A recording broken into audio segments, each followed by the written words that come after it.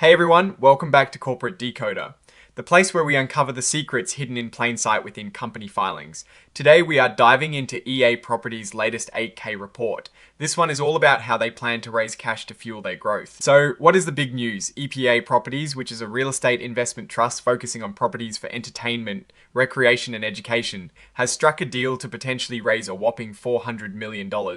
This is a significant move, and it's important to understand how they plan to do it and what it means for their future. Now, EPR Properties has a few different types of stock, and you can see them all here. They've got your regular common shares, but also these preferred shares like the Series C, Series E, and Series G. Think of preferred shares as a middle ground between common stock and bonds. They usually offer a fixed dividend and have a higher claim on assets than common stock, but typically don't have the same voting rights. It's good to see the different classes of stock they have, as this is a common way for companies to manage their capital structure. The main story here is the distribution agreement. Essentially, EPR has teamed up with a bunch of big names in investment banking, like JP Morgan Securities, BofA Securities, and Barclays Capital. They are acting as agents, which means they will help EPR sell its common shares to the public. This is a pretty standard arrangement when a company wants to raise a large amount of money quickly without selling a big chunk all at once. So why are they raising all this money? The report clearly states they intend to use these funds for general corporate purposes. This includes buying new properties, building new ones, managing day-to-day operations, and paying down debt. This is crucial because it signals their ambition for expansion. They are not just maintaining the status quo. They are aiming to grow, which can be a great sign for investors if managed wisely. Here is a key detail. EPR Properties isn't forced to sell any shares. Think of this agreement as a flexible tool. They can choose to sell shares when they see fit, maybe when market conditions are favorable, or when they have a specific acquisition in mind. This gives them a lot of control over their financing strategy. How will they actually sell these shares? The agreement allows for them to be sold through regular stock market transactions, which means they can be sold at prices close to the current market price. They can also be sold in negotiated deals. This flexibility means they can adapt their selling strategy based on market opportunities. When the agents sell shares, they get a commission. The report mentions this commission will not be more than 2.0% of the sales price.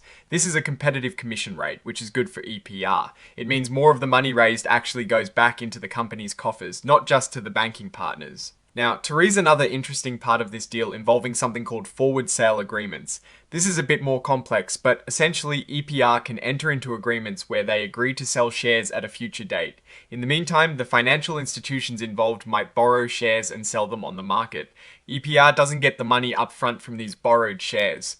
The real cash comes later when EPR actually delivers its own shares to settle these agreements, or sometimes through cash payments. This is a way to lock in a future sale price for their shares, which can be beneficial in uncertain market conditions. Let's revisit the use of funds. $400 million is a substantial amount. For a real estate company like EPR, this could mean acquiring several new entertainment venues, or perhaps significant upgrades to their existing portfolio, something crucial for keeping their tenants happy and attracting new ones. It also means paying down debt. Reducing debt is almost always a positive sign for financial health, as it lowers interest payments and makes the company more resilient. This fundraising is happening under an existing shelf registration statement. Think of a shelf registration like a pre-approved menu of offerings. It means EPR has already gone through a lot of the initial regulatory hurdles, making it faster and easier to sell shares when needed.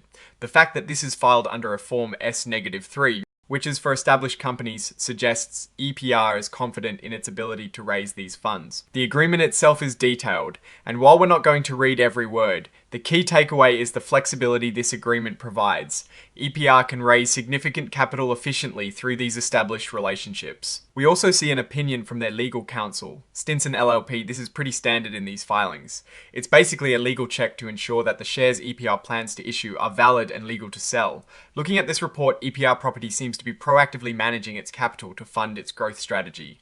The $400 million offering, coupled with the flexibility of the distribution agreement and the forward sale options, shows a well-planned approach to raising capital. The use of proceeds for acquisitions, development, and debt reduction is a positive sign for future growth and financial stability. However, selling more shares, even for good reasons, can dilute existing shareholders' ownership. So while the company prepares for expansion, existing investors will want to keep a close eye on how effectively this new capital is deployed and whether it leads to increased profitability and shareholder value.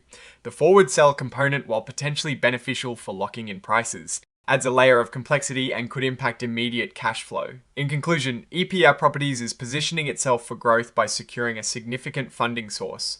The strategy appears sound, but the execution will be key. The company is clearly focused on expanding its portfolio and strengthening its financial position. The real test will be how well they use this $400 million to generate returns for their shareholders. Alright, that is our breakdown of EPR Properties' latest filing. What is your take on these numbers and what they signal for the company's future? Drop your thoughts in the comments if this analysis was valuable. Hitting that like button really helps. And subscribe for more deep dives. Don't forget to check out the Discord in the description. Thanks for watching. See you next time.